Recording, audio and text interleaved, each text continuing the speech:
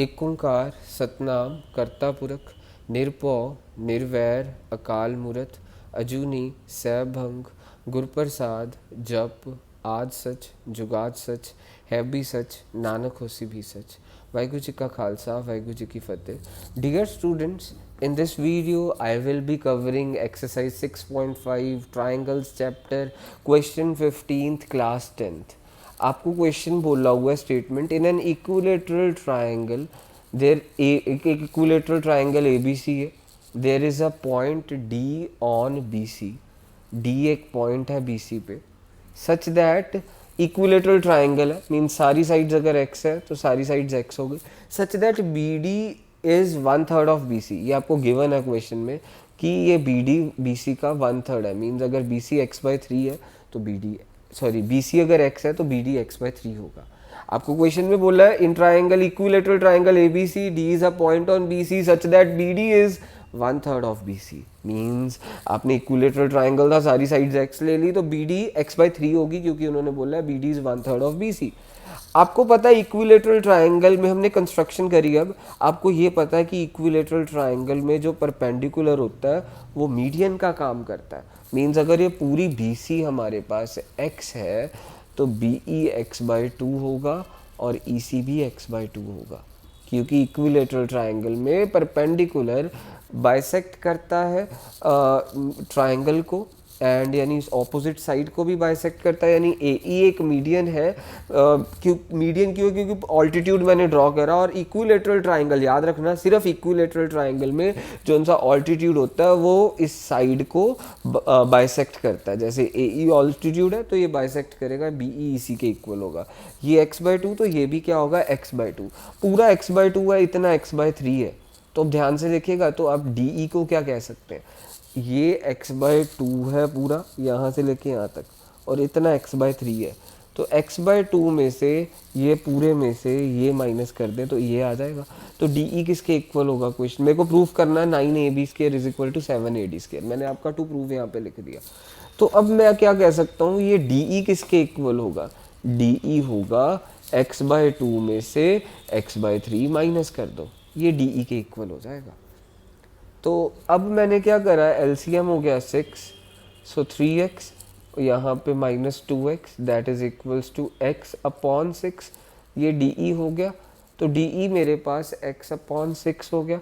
तो मीन्स मैं यहाँ पे क्या लिख सकता हूँ, x/6। मैंने ये लिख दिया। अब मैंने क्या करा, क्वेश्चन में मेरे को ये AD चाहिए ना, तो मैंने AD को ज्वाइन कर दिया, क्योंकि क्वेश्चन में प्रूफ में ही AD चाहिए। तो अब मैं क्या करूँगा, पहले पाइथागोरस थ्योरम लगाऊंगा। ट्रायंगल, ध्यान से देखिएगा मैं किस ट्रायंगल में लगा रहा हूँ। देखिए पहले आपने याद रखना, ये हम इक्विलेटरल ट्रायंगल है तो सारी साइड्स किसके इक्वल होंगी, x के इक्वल होंगी। हमने लेट कर लिया। फिर ऑल्टीट्यूड दो हिस्सों में बांटता है, x/2 फिर इतना हिस्सा x/3 दिया था, B D is equal to x/3। तो x/2 में से ये x/3 माइनस करेंगे तो ये आ जाएगा डी ई, और ये डी ई क्या आया, x/6 आया। तो मैंने पाइथागोरस थ्योरम लगानी है। पहले ए बी ई में लगा देता हूँ, पहले ट्रायंगल ए बी ई में लगा दी पाइथागोरस थ्योरम। तो पाइथागोरस थ्योरम क्या कहती है, hypotenuse square is equal to what, base square plus perpendicular square. A B E में हाइपोटेन्यूज ए बी है और बेस है बी ई और परपेंडिकुलर है ए ई।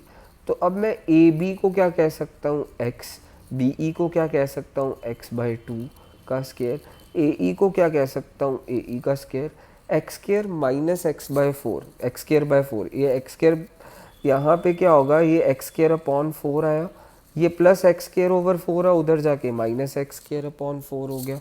तो मेरे पास हो गया x² minus x²/4 is equal to A E square. तो फाइनली मेरे पास क्या आया, ए ई स्क्वायर आया। यहाँ पे एलसीएम 4 हो गया, 4x² minus x² is equal to A E square रह गया। तो अब मैं क्या कह सकता हूँ, फाइनली मैं अगले स्टेप्स इधर कर रहा हूँ। अब मैं कह सकता हूँ कि 3x²/4 इज इक्वल टू, यहाँ से मैं इधर गया, देखिए यहाँ से मैं इधर गया। अब मैंने क्या कहा, 3x² 4x² minus x² is 3x² upon 4 is equal to what, A E square. अब मैं ट्रायंगल उठाऊंगा, पहले ए बी ई में लगाई, अब ए डी ई में पाइथागोरस थ्योरम लगा देंगे, फिर क्वेश्चन ही हमारा ख़त्म हो जाएगा। अब मैं ए डी ई में पाइथागोरस थ्योरम लगाने लगा, तो ए डी ई को ज़रा ध्यान से देखिएगा।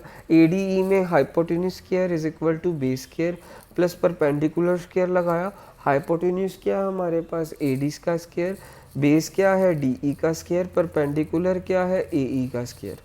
और ए डी स्क्वायर को ए डी स्क्वायर ही लिखा। डी ई स्क्वायर देखो किसके इक्वल है, एक्स बाई सिक्स के इक्वल है, हमने D E x by six निकाला था। और ए ई स्क्वायर की मीन्स यहाँ पे एक्स बाई सिक्स का होल स्क्वायर हो जाएगा। डी ई की वैल्यू एक्स बाई सिक्स निकाल ली थी, तो डी ई का स्क्वायर है तो एक्स बाई सिक्स का होल स्क्वायर। और ए ई की वैल्यू देखो हमने यहाँ पे निकाल ली है, कितनी निकाल ली है यहाँ से, 3x स्क्वायर अपॉन 4। ए ई का स्क्वायर ही निकाला होगा देखो, तो मैंने ए ई के स्क्वायर की वैल्यू यहाँ पे लिख दी यहाँ से।